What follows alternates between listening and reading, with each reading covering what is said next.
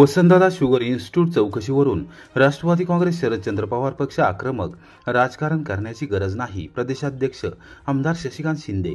पुण्याच्या मांजरी येथील वसंतदादा शुगर इन्स्टिट्यूटच्या चौकशीचे आदेश मुख्यमंत्री देवेंद्र फडणवीस यांनी दिल्यानंतर राजकीय वातावरण तापले आहे.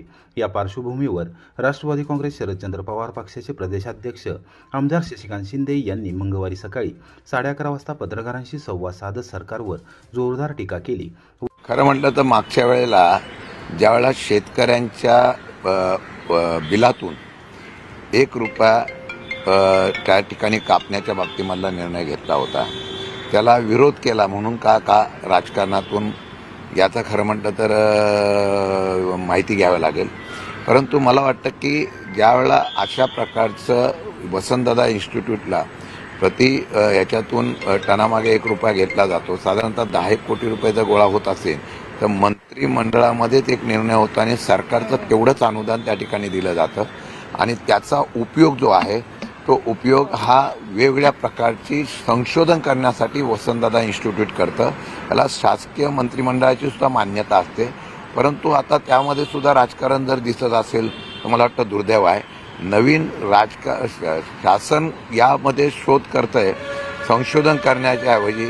जर वसंतदादा इन्स्टिट्यूट शोध करत असेल, संशोधन करत असेल, AI प्रणालीवर सुद्धा त्या ठिकाणी आदरणीय पवारसाहेब असतील किंवा तिथे असलेल्या सगळ्या जे सदस्य आहेत त्या लोकांनी याच्यावर सुद्धा आधुनिक टेक्नॉलॉजी, वेगवेगळ्या प्रकारच्या प्रजाती, वेगवेगळ्या प्रकारच्या असलेल्या रोपावर संशोधन, अशा प्रकारचं एक चांगल्या प्रकारचं इन्स्टिट्यूट आहे. त्यात राजकारण आणू नये असं मला वाटतं.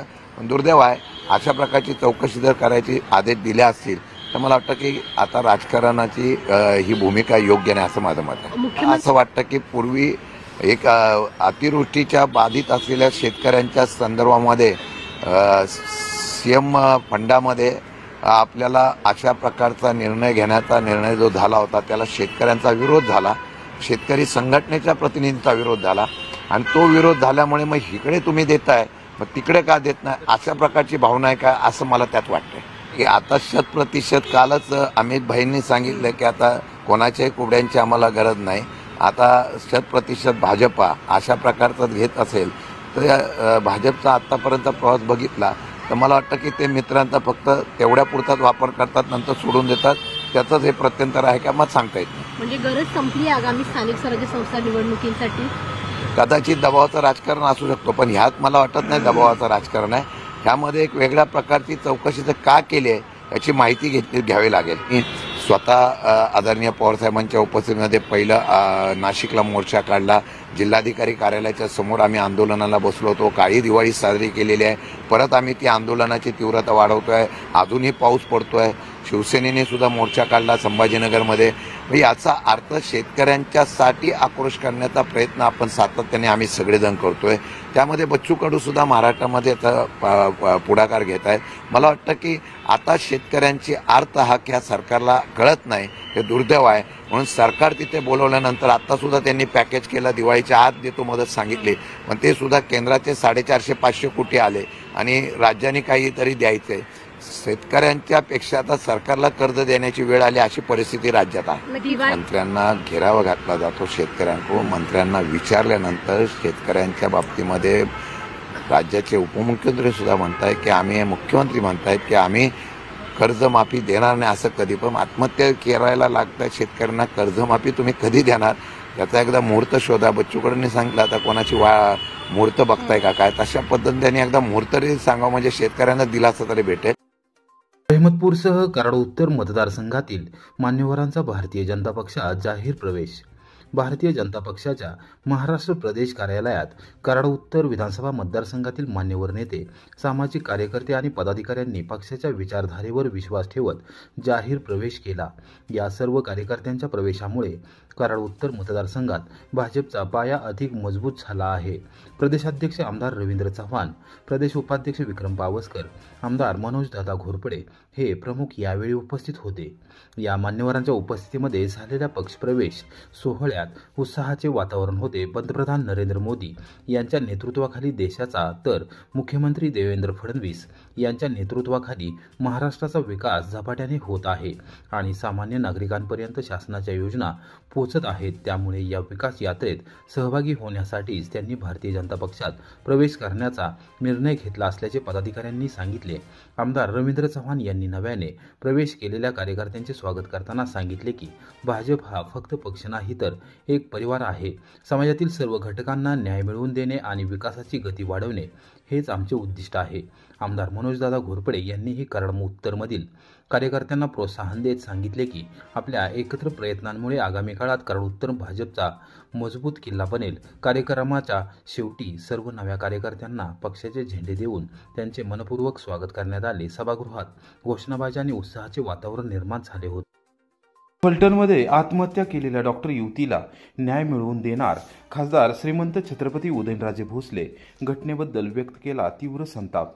फलटण येथील महिला डॉक्टरने राजकीय दबाव आणि पोलिसांच्या त्रासाला कंटाळून आत्महत्या केल्याच्या घटनेने संपूर्ण राज्य हादरले आहे. या घटनेबद्दल खासदार श्रीमंत छत्रपती उदयनराजे भोसले यांनी तीव्र संताप व्यक्त केला असून संबंधित महिला डॉक्टरला न्याय मिळवून देण्यासाठी सर्वतोपरी प्रयत्न करण्यात येतील अशी भूमिका त्यांनी स्पष्ट केली आहे. खासदार भोसले यांनी सोमवारी सायंकाळी 7:30 वाजता माध्यमांशी बोलताना सांगितले की या प्रकरणाची सखोल चौकशी होऊन दोषींवर कठोर कारवाई झालीच पाहिजे. अशा घटना पुन्हा घडू नयेत यासाठी शासनाने ठोस उपाययोजना करणे गरजेचे आहे. चौकशी चालू आहे. खरं काय खोटं काय मला माहित नाही, पण दोषी कोणी जरी असलं तर व्यवस्थित पोलिसांनी किंवा जे काय शासकीय यंत्रणांनी चौकशी करावी.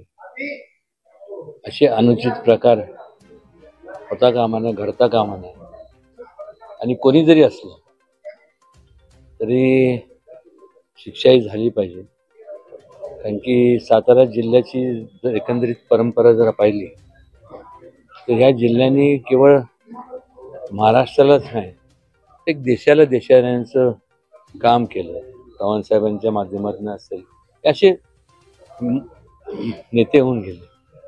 वेगवेगळे संपूर्ण सांस्कृतिक क्षेत्रात ह्या क्षेत्रात महाराष्ट्रालाच जर त्यांनी या जिल्ह्यांनी पहिल्यापासून प्रतिनिधित्व केलंच आहे.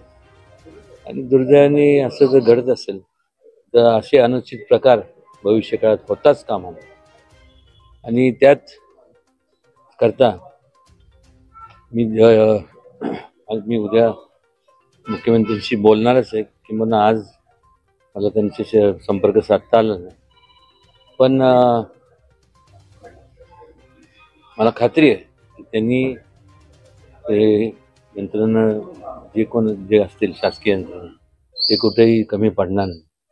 आणि माझं विनंती राहील संपूर्ण त्या भागातल्या ज्या भागात या घटना घडल्या त्या भागातल्या लोकांना तिथं ज्यांना काय माहिती असेल या संदर्भात तर त्यांनी जरूर ती माहिती इन्व्हेस्टिगेशन एजन्सीकडे द्यावी.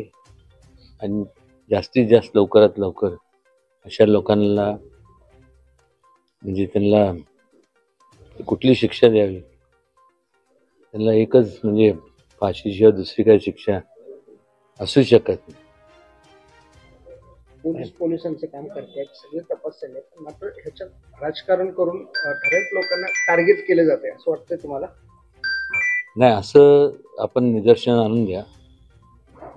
आपल्याला असं वाटत असेल कोणी जरी असलं कुठल्या पदावर जरी असलं तर माझ्या परीने एक नागरिक जबाबदार नागरिक या नात्याने मी वाटेल त्या परिस्थितीत त्यांना त्या कुटुंबाला त्या लोकांना न्याय मिळवून देणार हे मी माझं कर्तव्य समजतो.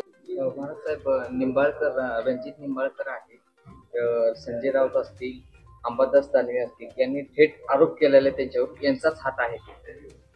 कोणाचा हात? रणजित निंबाळकर माझे खासदार. एक लक्षात घ्या, कोण काय बोललं मला माहित नाही, पण जोपर्यंत आरोप करणं सोपं असतं पण जोपर्यंत सगळं सखोल चौकशी होत नाही, उघडकीस येत नाही, तोपर्यंत आरोप म्हणण्यापेक्षा करणं हे चुकीचं आहे. तपास यंत्रणांना त्यांच्या परीने चौकशी करू द्या. आम्ही देखील गप बसलेलो नाही आहे. त्या भागातले जे काय माझे जे मित्रमंडळी आहेत मी त्यांना सांगितलं की तुमच्याकडे जर काय माहिती असेल तर मला द्या आणि निश्चितपणे त्यांना न्याय देण्याचं काम मात्र मी करेन.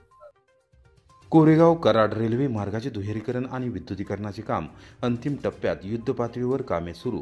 पुणे मिरज रेल्वे मार्गातील कोरेगाव ते कराड या दरम्यानच्या टप्प्यातील रेल्वे मार्गाचे दुहेरीकरण आणि विद्युतीकरणाचे काम अंतिम टप्प्यात आले आहे. मंगळवारी सकाळी 7 वाजल्यापासून यंत्रणा युद्धपातळीवर सुरू झाल्या आहेत. रेल्वे विभागाच्या महत्त्वाकांक्षी प्रकल्पांतर्गत हा मार्ग पूर्णपणे आधुनिक बनवण्याचे काम अंतिम टप्प्यात आले आहे. या कामामुळे या विभागातील रेल्वे वाहतूक अधिक वेगवान, सुरक्षित आणि नियमित होणार आहे. कामाचा वेग वाढवण्यासाठी काही ठिकाणी रेल्वे गेट बंद ठेवण्याची आवश्यकता निर्माण झाली होती. कोरेगाव शहराच्या पश्चिमेस कटापूर रस्त्यावरील गोगावलेवाडी रेल्वे गेट मंगळवार दिनांक 28 ऑक्टोबरपासून पुढील 5 दिवस म्हणजेच दिनांक 1 नोव्हेंबरच्या रात्री 10 वाजेपर्यंत बंद ठेवण्यात आले असल्याची माहिती मध्य रेल्वेच्या उभारणी विभागाद्वारे मंगळवारी सकाळी 9 वाजता देण्यात आली आहे. या कालावधीत दुहेरीकरणाशी संबंधित ट्रॅक अलाइनमेंट, वेल्डिंग आणि विद्युतीकरणाचे तांत्रिक काम करण्यात येणार आहे. गोगावलेवाडी रेल्वे गेट बंद राहणार असल्यामुळे पंचक्रोशीतील शेतकरी आणि ग्रामस्थांची गैरसोय होऊ नये म्हणून मध्य रेल्वे विभागाने पर्यायी मार्गाने प्रवास करण्याची विनंती केली आहे. संबंधित ठिकाणी सूचना फलक आणि वाहतूक नियोजनासाठी कर्मचारी तैनात करण्यात आले आहेत. या कालावधीत होणाऱ्या गैरसोयीबद्दल रेल्वे प्रशासनाने दिलगिरी व्यक्त केली आहे. विकासकामे वेळेत पूर्ण व्हावीत यासाठी सर्वांनी सहकार्य करावे असे आवाहन केले आहे.